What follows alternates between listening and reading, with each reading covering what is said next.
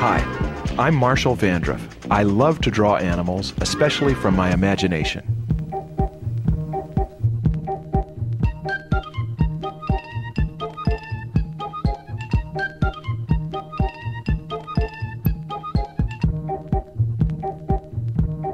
In this video, I'll show you how I do it.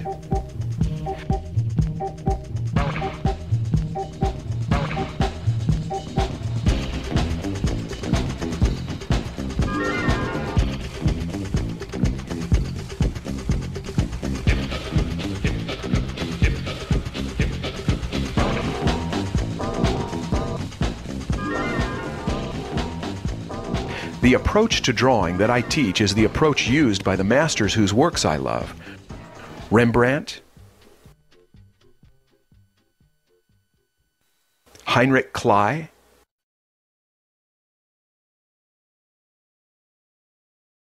Beatrix Potter,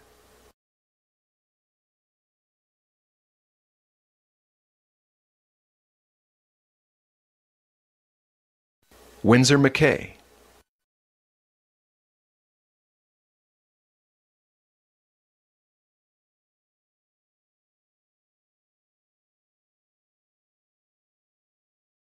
and many others.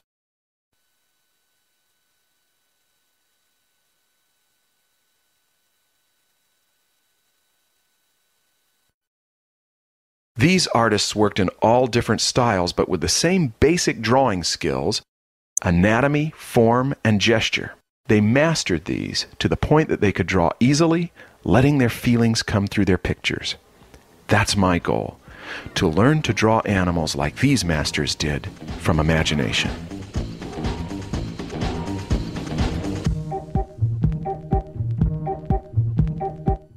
Artists' concerns with studying animal anatomy are different from veterinarians' concerns. If you want to invest your time wisely as an artist studying anatomy, study the bones.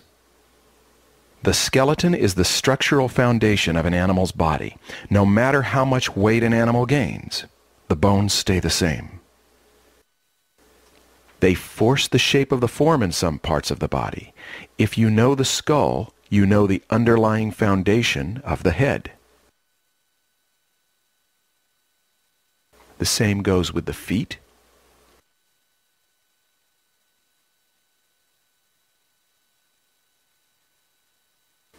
and with the hands.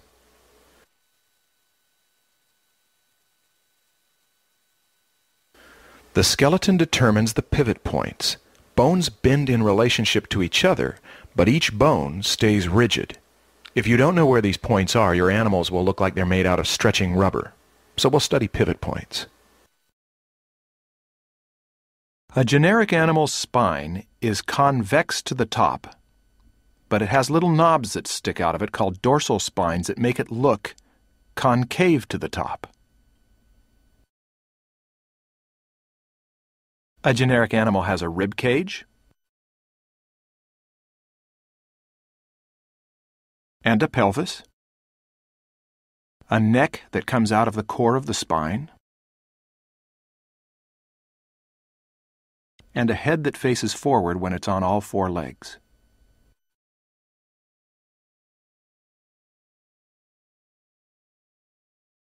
The great trochanter of the femur and the femur come out of the pelvis. There's a kneecap, lower leg,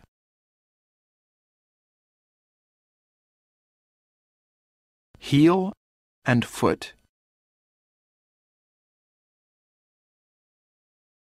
and then toes.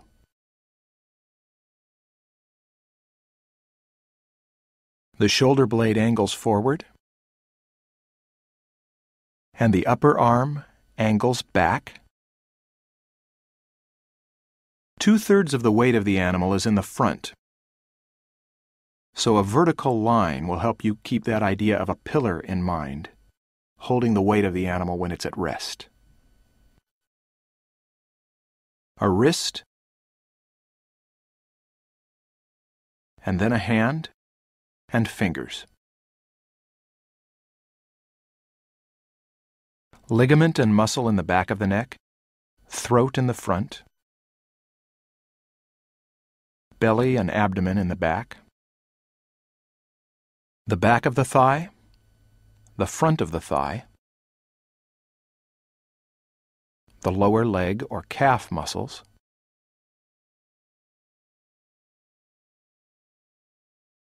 all this is foot.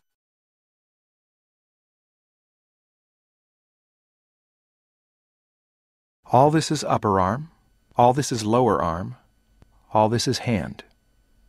Pivot points are placed for leverage. Think of this lower arm as a lever. The pivot is right here, not here. This is the pivot, not here.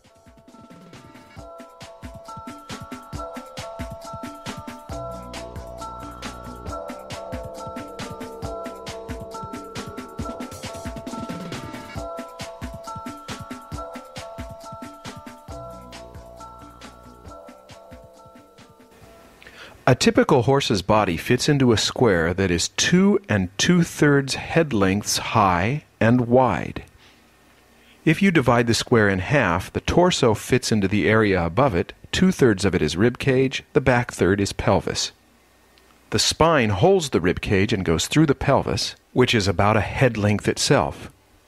The pelvis can be divided into thirds, and the upper leg bone, or femur, begins at the back third and is a little less than a head length. The tibia and fibula, or lower leg bone, are a little less than a head length. And the foot bones, or tarsals and metatarsal, are almost a head length. Then there is a fetlock joint and hoof, which is a toe knuckle and toenail. The shoulder begins at the scapula or shoulder blade, which is 1 head length. The humerus, or upper arm bone, which is less than a head length. And then the 2 fused together forearm bones, which in their entirety are 1 head length. And then everything under the wrist is about a head length, and it consists of the metacarpal bone and another fetlock joint and hoof, which is a middle finger knuckle and middle finger nail. Then the head can be added about a head length away from the shoulders, and the neck vertebrae added. Remember that they come from the spine, and they curve up to the top of the head where a bone called the atlas bone holds the head. Then you can add the fleshy parts when you know a little about the muscles, and then the details. Bones are the hard architecture of an animal's body. They do not stretch, they stay constant. When you're studying proportion, it's best to study the proportion of the bones. Let's look at another animal in more detail. This next section is a reference of animal anatomy. It's concentrated, but you can use it as a resource. This is a lion which fits into a rectangle about 2 by 2 2/3. The shaded parts are the fleshy areas. The spine goes all the way through the animal from the neck to the tip of its tail, and in most animals the flexibility happens in the lower back or lumbar vertebrae, as well as the neck or cervical vertebrae.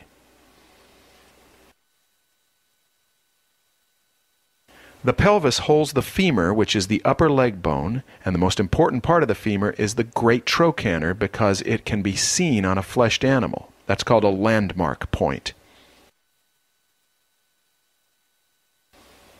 The patella is the kneecap, and everything below it is lower leg, specifically tibia and fibula. The tibia is the big bone that bears the weight. The fibula is a thin bone that anchors muscles.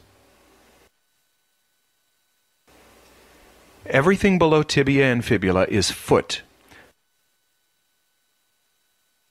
The heel bone is part of the tarsal mass, and the hinge of the foot happens where the tibia and fibula grip a spool-shaped bone in the tarsal mass.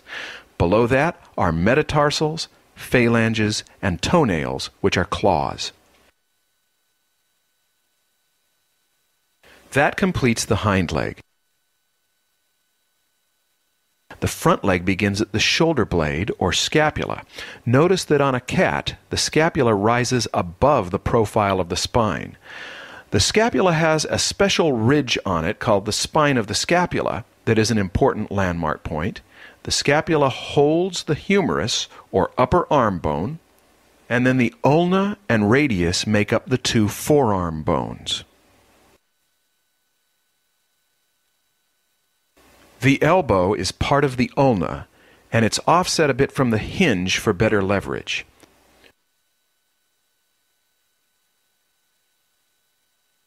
The radius goes down to connect with the body of the hand. An important landmark point on the body of the hand is the pisiform bone on the little finger side of the wrist. It's part of the carpal mass, and below that are the metacarpals, phalanges, and claws. Those are the major components of the forelegs. Let's move up to the head. The neck is part of the spine. It begins down here and curves up to the atlas bone. The atlas bone is important because it's so wide and can be felt on the side of an animal's head, and also because it's a pivot point for the animal's head motion. The head is made of several bones. Here is a simplification. The cranium, which is an egg-shaped brain case, and on lions there is a parietal ridge on top of this. The face, which again is several bones, but it includes the maxilla, or upper jaw bone. The mandible is the lower jaw bone. Canines are the elongated teeth that are common to carnivorous mammals. And finally, the zygomatic arch, which swings from underneath the eye and around the mandible. It is the widest portion of the face. Now, there's more to it than this, but this is a simplified version of the major bones that artists use in drawing animals.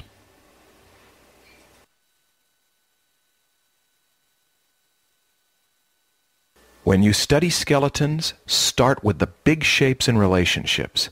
The number of ribs an animal has is not nearly as important as the overall shape of its rib cage.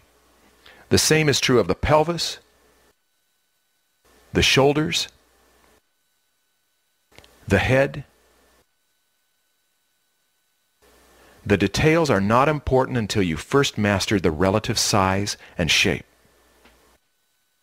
Artists study skeletons so that they can develop X-ray vision. We will draw animals better when we can see the hidden components under the flesh.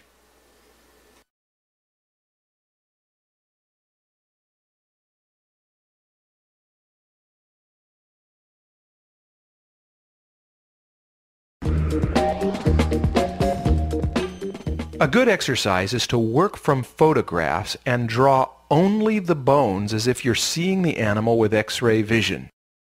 This helps you to review the landmark points that are not obvious when you look at a fleshed animal.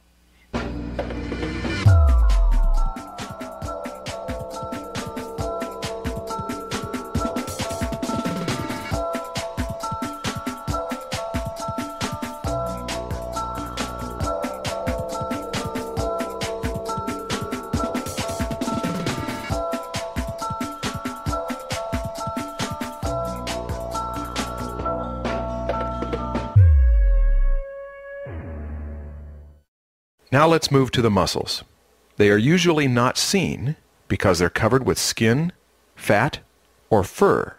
But the more you know about what is under the skin, the easier it is to make sense of it. The best way to start is to study the basic muscle groups. Muscles do not keep a constant shape. They contract, they stretch, they change. From the rib cage to the base of the pelvis is a belly muscle. It flexes and stretches, and gravity affects it, but it always connects to these two fixed points. From the top of the pelvis into the femur and kneecap are a group that makes the front of the thigh. From the back of the pelvis into the lower leg are a group called the hamstrings that make the back of the thigh. On a human, the front and back groups are more obvious because they're more separated from our torso, but just as on a human, four-legged animals have quadriceps, or a thigh group, and hamstrings.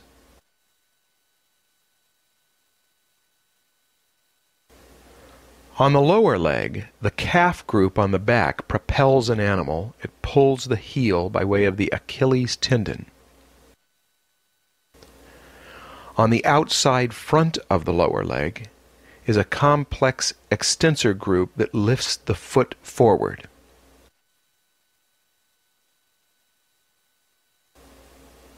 A hind leg has many muscles. Artists care that they are thicker near the torso and gradually thin out as they approach the extremity of the limb. The torso has a network of muscles that are complex and subtle and can be simplified by artists. The important thing is that they connect one bone to another. Let's look at the shoulder. The scapula holds a complex muscle that pulls on the upper arm.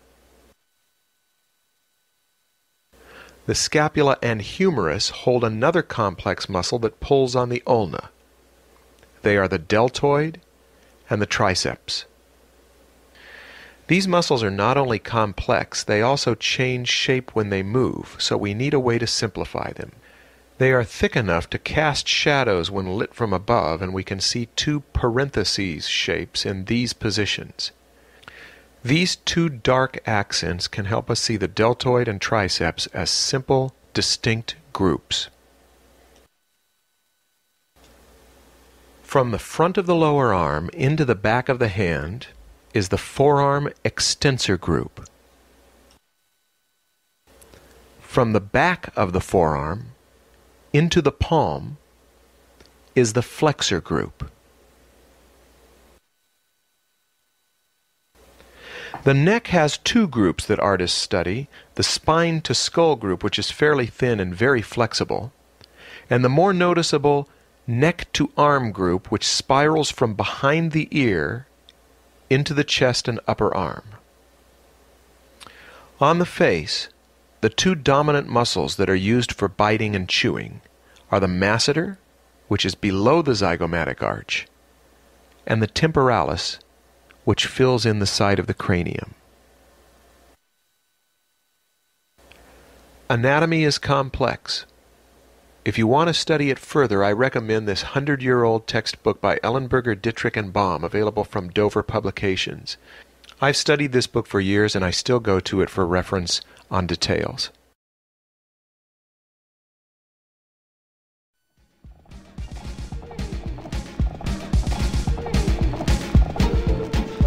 Learning anatomy is a discipline that can take months or even years, but there is a secret to keep it from being overwhelming. Choose a favorite. When you're interested in something, you look for every opportunity to study it. I like primates, especially apes.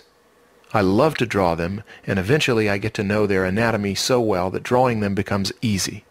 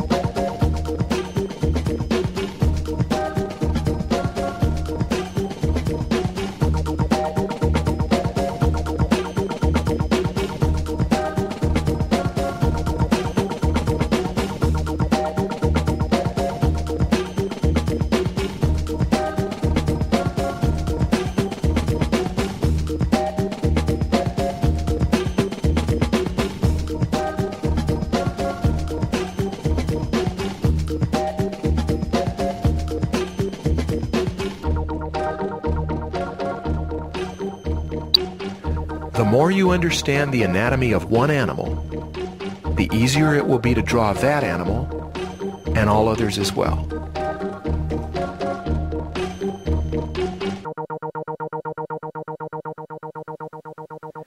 All of this anatomy study has been from a side view. That doesn't help us draw three-quarter views or looking up or looking down at an animal. How do we know that the lioness isn't shaped like this? Or like this? For us to know that she's shaped like this, we need to know about the next discipline in drawing animals, putting anatomy into perspective.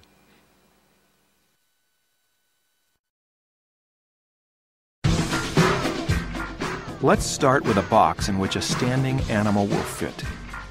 We'll draw the top plane and then drop down the vertical lines.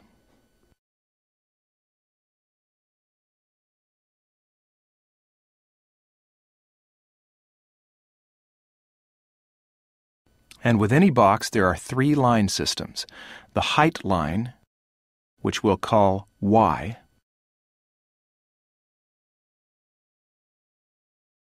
The width line system, which we'll call X. And the depth line system, which we'll call Z. That makes it easy to draw the other side of the box because each of these belongs to one of those line systems. Let's place a pelvis in this box and tip it so it's not on the same angle as the box.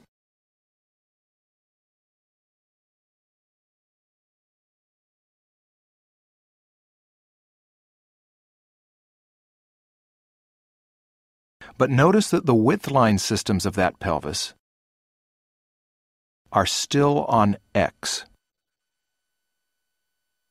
That is, they go off to the left. Let's place a rib cage in here and say that this end is closer to us than the other, then wrap a cross contour like a rubber band around that, and then connect the center line of the pelvis to the top of the rib cage. We can place a head in here, treat it like a cylinder with a cross contour around it so that we can see that one end is closer to us than the other, and then connect the center line from the rib cage to the back of the head.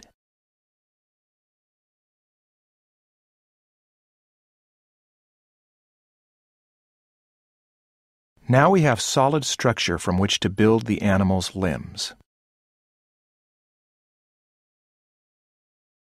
We'll take the back leg from a bar that sticks out of the side like a peg.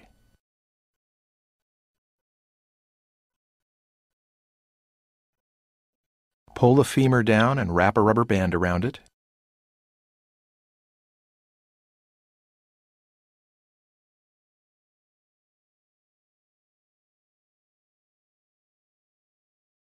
Build a lower leg coming from that and think three-dimensionally, like a box or a wedge. Find the area that the foot would fit into. Think three-dimensionally and find three sets of planes like a box. Top, back, and side.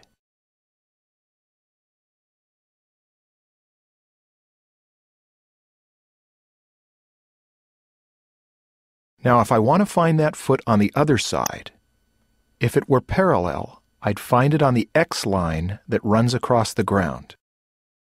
But it doesn't have to be exactly parallel. It could be a little further back, like right here. And I want those toes to land on that spot. I go over to the other side, build a peg out of the other side, see through, build an upper leg, lower leg, always running along the X line to see where things belong,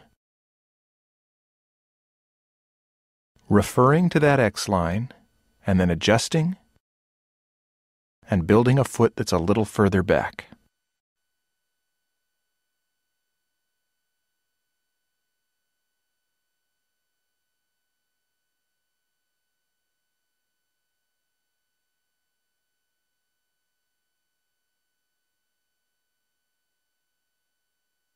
For the shoulder, we have to think of a shoulder blade, preferably as something that has some thickness to it.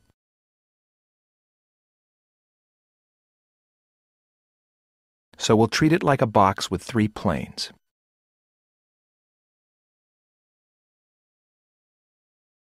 We'll pull the upper arm out of there. Think of it as a box.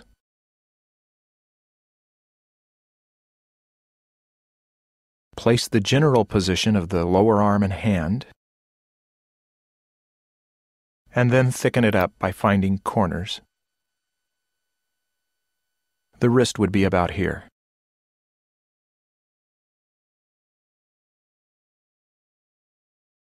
Now if we want to draw the other arm, on the other side, if it were in the same position, we can run along X and find its placement on the other side. So we'll find that shoulder blade on the other side on X. Draw as if the animal were transparent.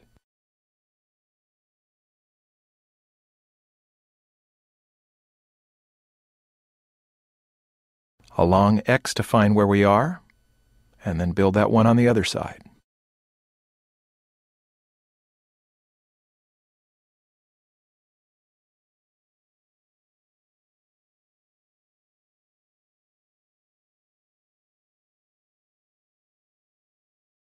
Now we have the symmetry in perspective.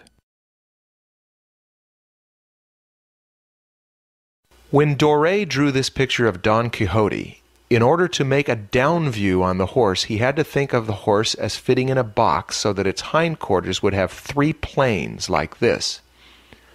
He did the same with Don Quixote.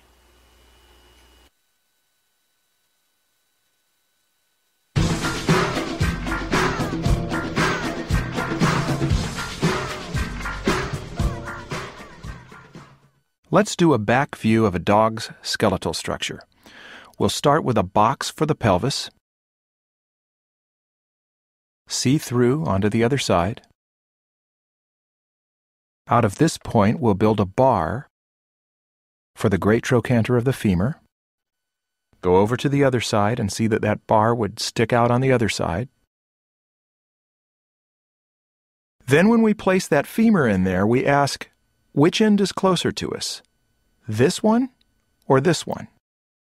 One rubber band wrapped around it will show us.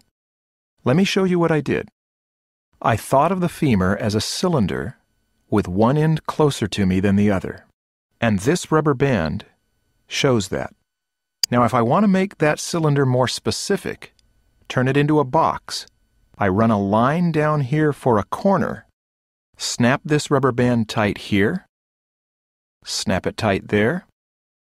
That gives me X lines and Y lines.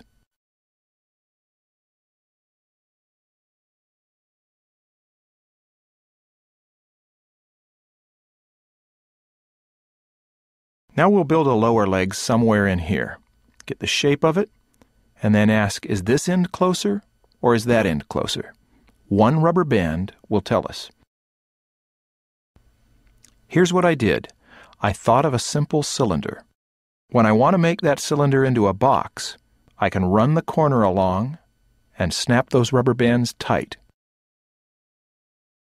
That sets up an X-line system that is the same as the other X lines, going off to the left.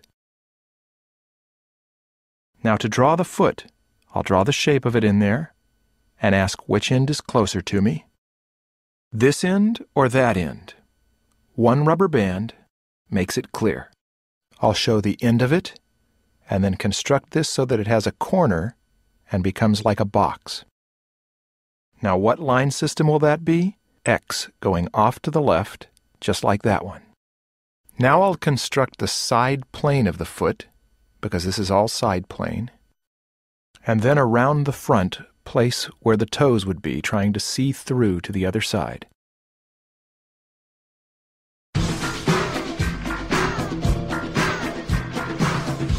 A big cat sitting down can be a twisted form. So if we draw a cat in this position, we need to know the structure of it. The center line is part of the key to that. but let me explain how that center line comes about. If you think of the hindquarters as anything three-dimensional, in this case, a lifesaver shape, and then think of the thorax as something else three-dimensional, a yo-yo. Even though the cat is not shaped like this, we now have two three-dimensional forms in different positions in space. And if we go from this point to this point and connect them with a string, and then from this point to the same point on the other form, and from this point to the same point on the other form, we have a scaffolding for a three-dimensional twisted form.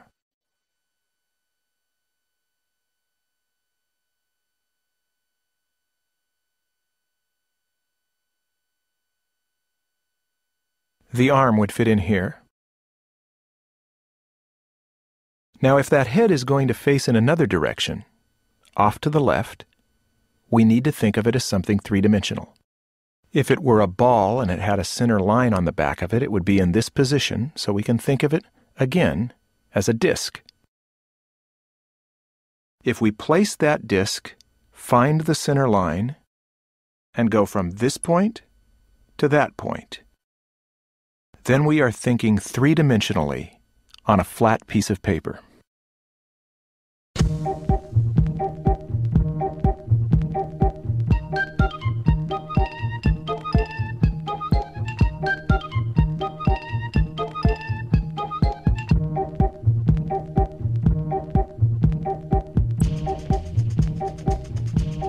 A cat's spine is flexible, which means its body changes shape. Its back can be convex to the top, or concave to the top, or a combination of both. But if you want to draw a cat in a three-quarter position in space, think of its midsection as a portion of a wheel.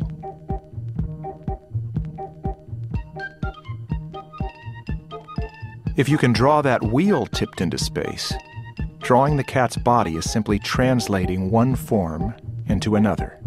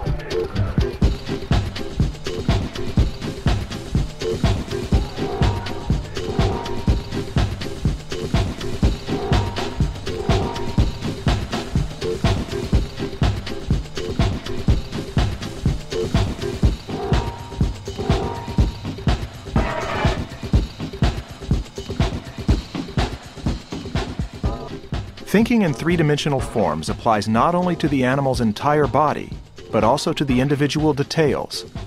Let's zoom in on a paw and see if we can apply the same principle. If that cat's paw is in this position roughly, let's figure out how to solve the form problems. We have to, at some point, think of it as a simple form, and in this case we'll carry through with the idea of a disc. The advantage of this is that we can draw a simple form like this in any position we want.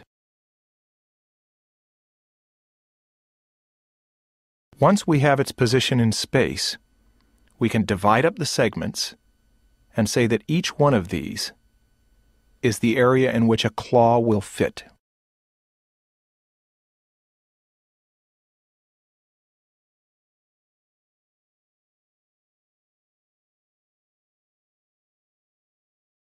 Then we can lightly outline the area out of which the claw will project, run a center line down, and then trace the perspective of that high line and build each claw.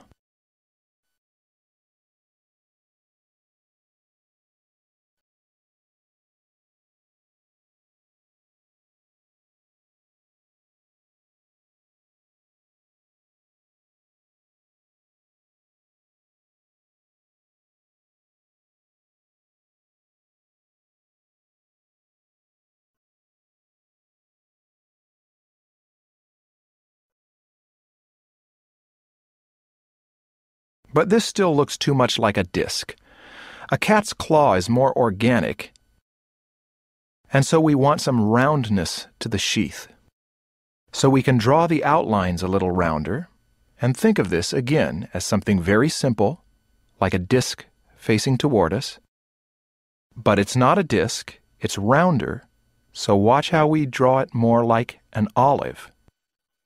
And that center line tells us how it's shaped. Now these claws are coming out of forms that are more organic.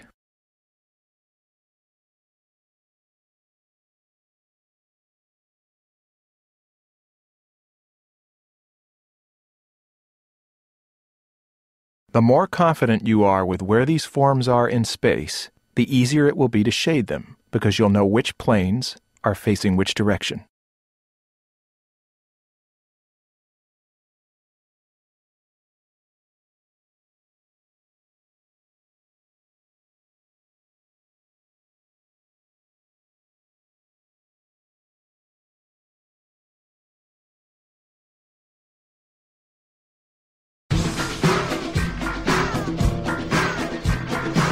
Let's take two shapes that are similar. The placement of the center line will affect how each turns into a form. Let's place this center line there, and this center line here. Now this will be the contour line. This will be like a rubber band wrapped around the form. Now on this one, let's do the contour line like this, wrapped around to the other side. That point there will be this point here. And we end up with two different forms from the same shape.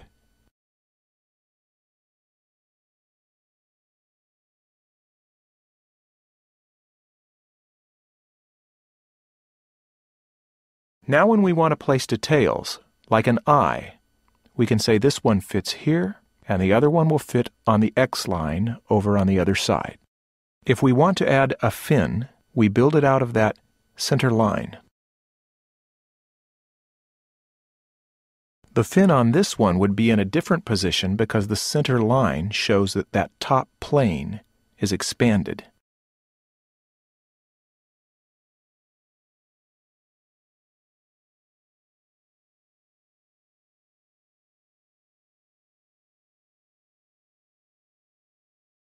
Now when we shade, we have an abrupt plane change from up to down.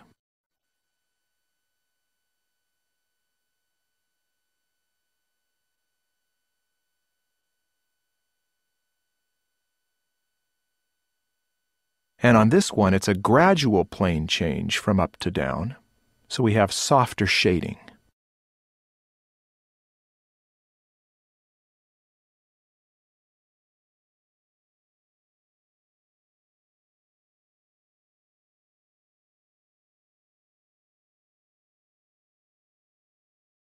This one, if you were to slice through it, would be shaped like this. This one, if you were to slice through it, would be shaped like this. Different cross sections, different forms.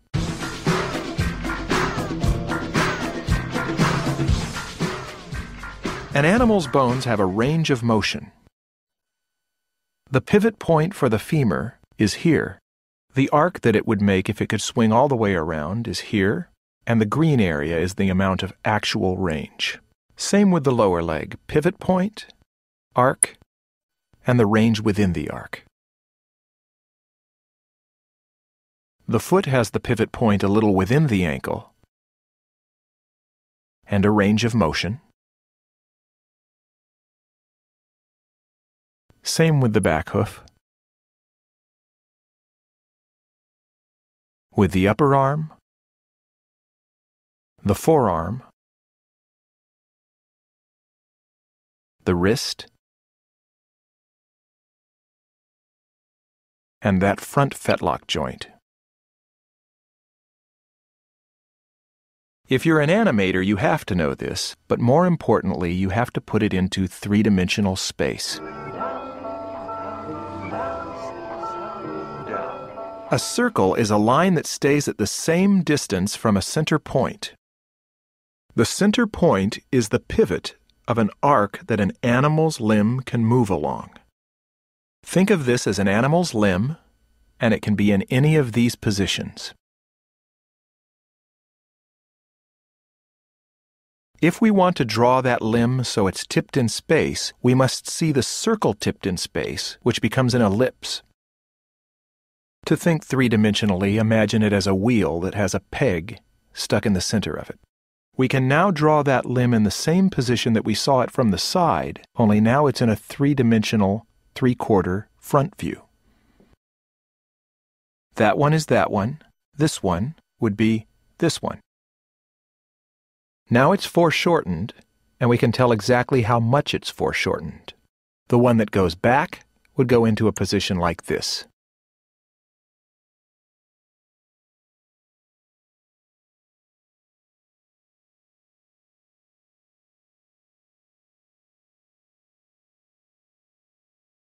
Imagine that we want to see that arc tipped into space a little more severely. The ellipse would be thinner.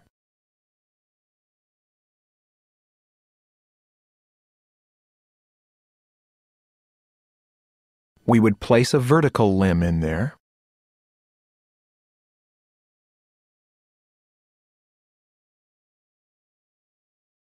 This one that's coming toward us would be more severely foreshortened. And we can tell exactly how much by making it touch the front plane of the wheel. That one is that one is that one.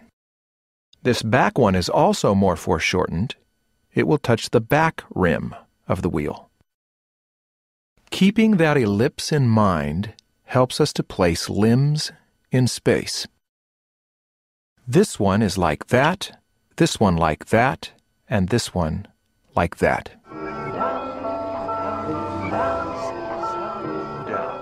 Let's apply this to an entire animal. If we build a simple skeleton starting with the pelvis, center line for the spine, a rib cage,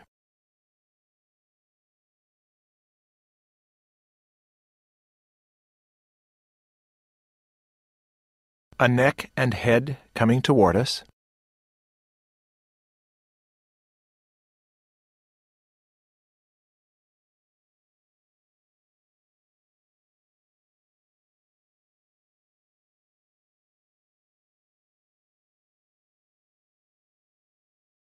when we place the great trochanter of the femur, find the end of the femur, lower leg, foot, and hoof.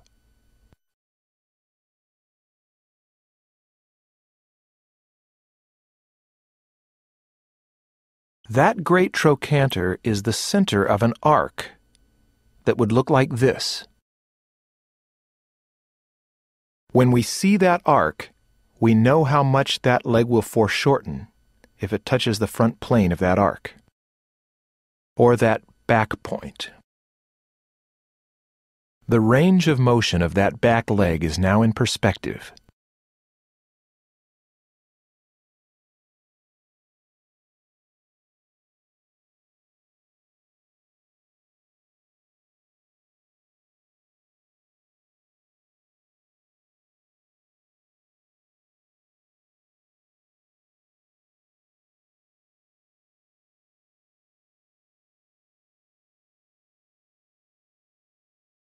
It's the same thing for the lower leg. Once we know that that lower leg pivot is here,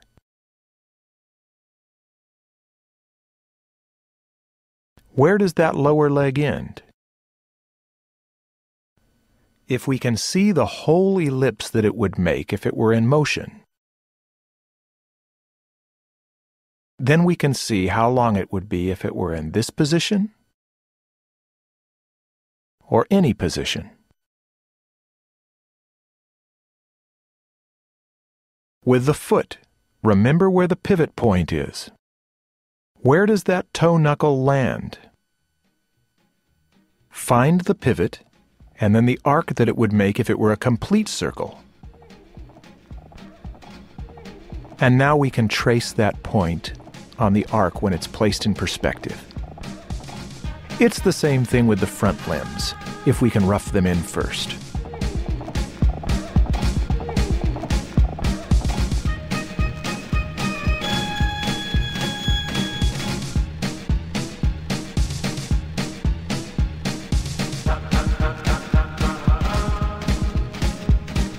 Clear your mind. Let your muscles relax. Let your mind wander. Slowly breathe in for a count of 3.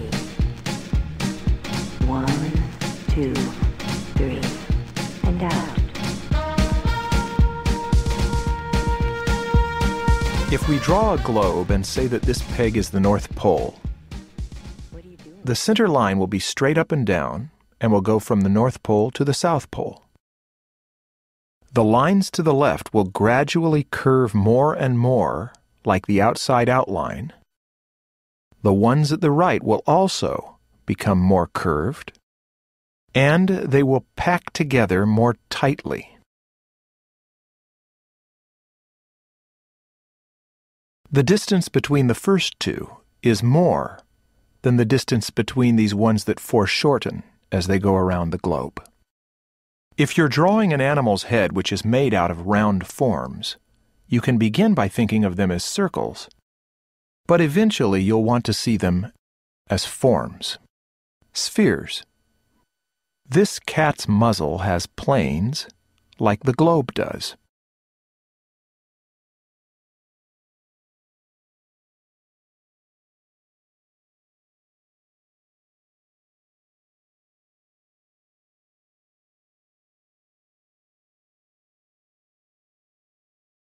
The fur will pack more tightly around the edges. And also, if on the globe we have things that project out, one projects toward us, and as they go around, they project out to the side. Fur does the same thing. You think of the fur in the center parts as coming toward you, and the fur at the edges as going off to the side.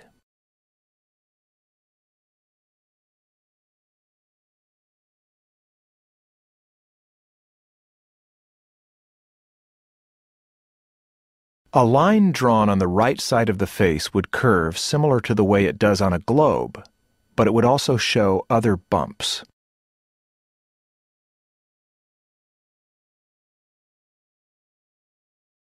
This lower lip, if we think of it as a form, would be shaped like half a donut. And again, if we wrap lines around it, they will foreshorten as they go around the edges. If there are crease lines or fur, these lines will pack tighter as they go around.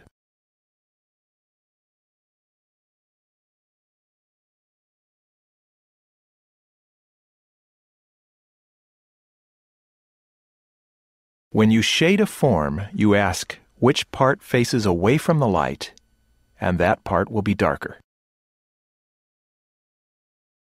2 flat circles will become three-dimensional looking if we know how to shade them as simple forms.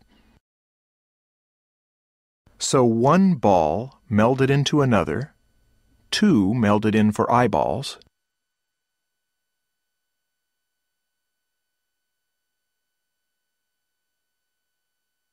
a flat triangle for a nose, and a flat plane for the top of the nose, a recessed plane that will receive shade, splitting the front sphere into smaller spheres,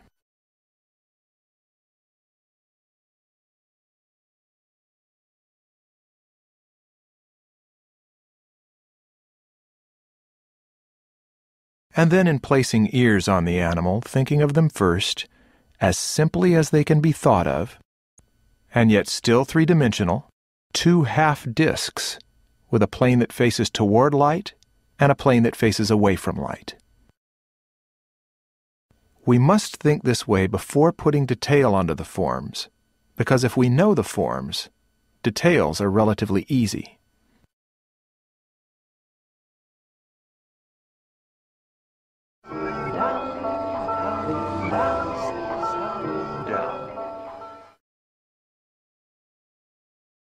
Let's apply this to a gorilla's shoulder and upper arm. If you can draw an egg and wrap some lines around it, it makes you aware of the shape of the form in space. Then, even if you're looking at a high-contrast photograph, you can interpret it and put fur on it because you'll know that the shoulder is shaped like an egg, and the tufts of fur will conform to the shape of the egg. There are two important things here. One is that the planes that are facing away from the light are darker, so the fur in that area is treated darker than in the area where the sunlight is hitting them. The second thing to remember is that the fur seems to pack more tightly along those edges that are going away from you, and seems to pack more loosely on the planes that are facing toward you. It's not just random all over the place like this. Tufts of fur at the left move off to the left, the ones at the right move off to the right, and the ones in the middle project toward you. Being able to wrap perspective lines around round forms will help you in drawing any part of an animal.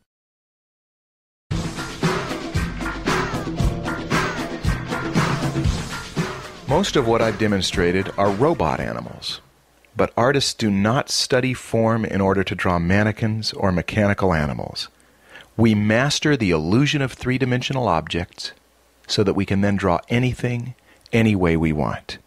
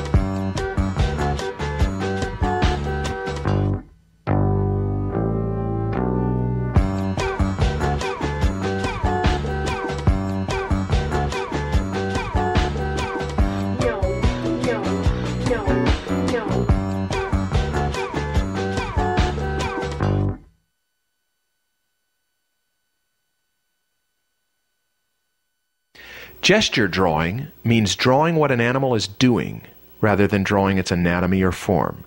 The lesson all artists can learn from animators is to begin a drawing freely and loosely, unconcerned with details, finding the action, the energy, the gesture.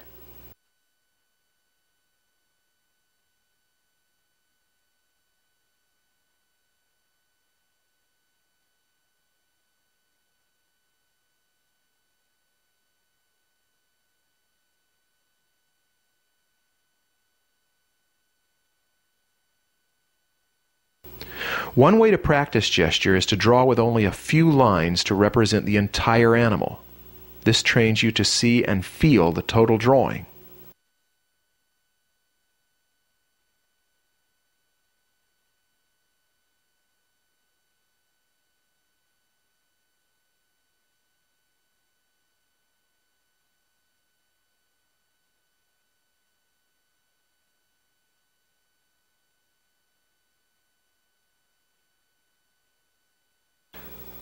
Another way to practice is to do lots and lots of drawings, quickly, without taking your pen or pencil off the paper. It gets you past the fear of making mistakes. When drawing is difficult, it hampers your ability to express anything. Our goal is to draw easily, unself-consciously, and freely, so that whatever we feel comes out on the paper.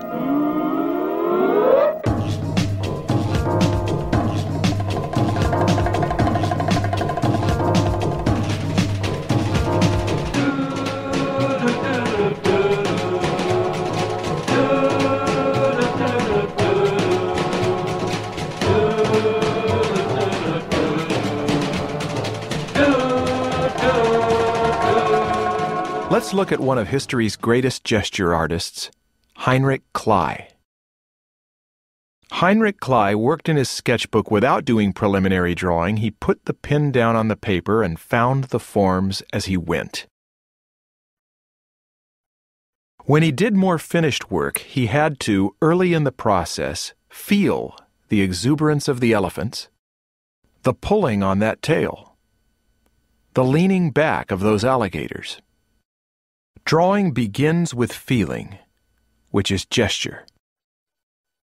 How can you get gesture, anatomy, and form to succeed in a single drawing? 2 ways. The first is to become virtuoso.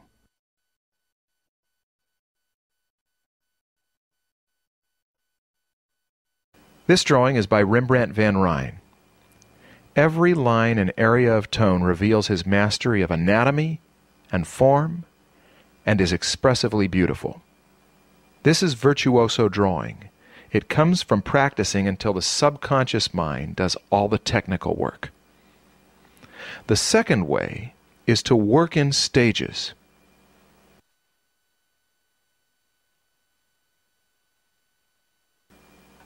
Very few of us will ever draw at the effortless level of Rembrandt or Kley. The rest of us solve our problems in stages. My stages are usually rough lines, precise lines, tone, and color.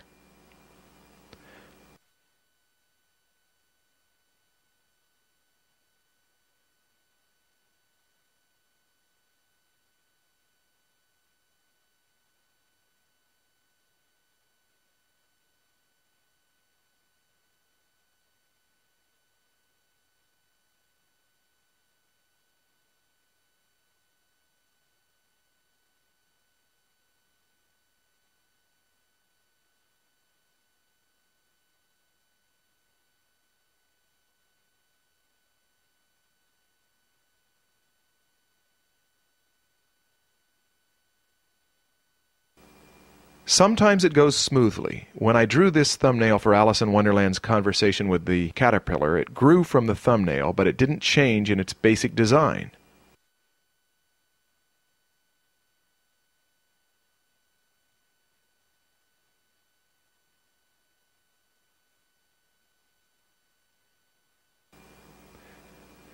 When I did the jury box from Alice in Wonderland, I went through many stages to get it to work.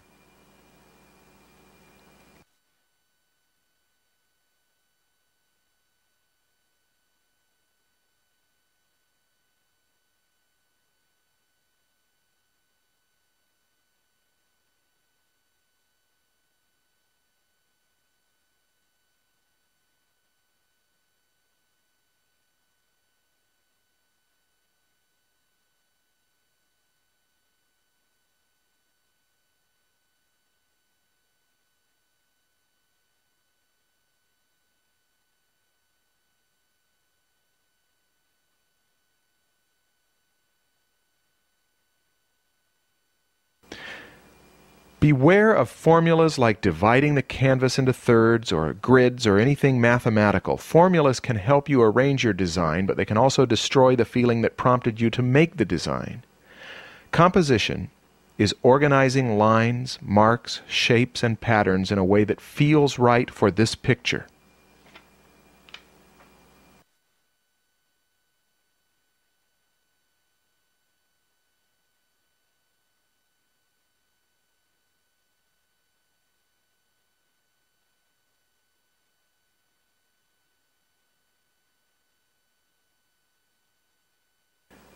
Composition is related to gesture. An animal's gesture affects the composition. So does everything else. If the basic big lines don't feel right, you'll never fix it with anatomy or forms. But when the basic lines do feel right, they require the knowledge of anatomy and the ability to put lines on form in order to draw them.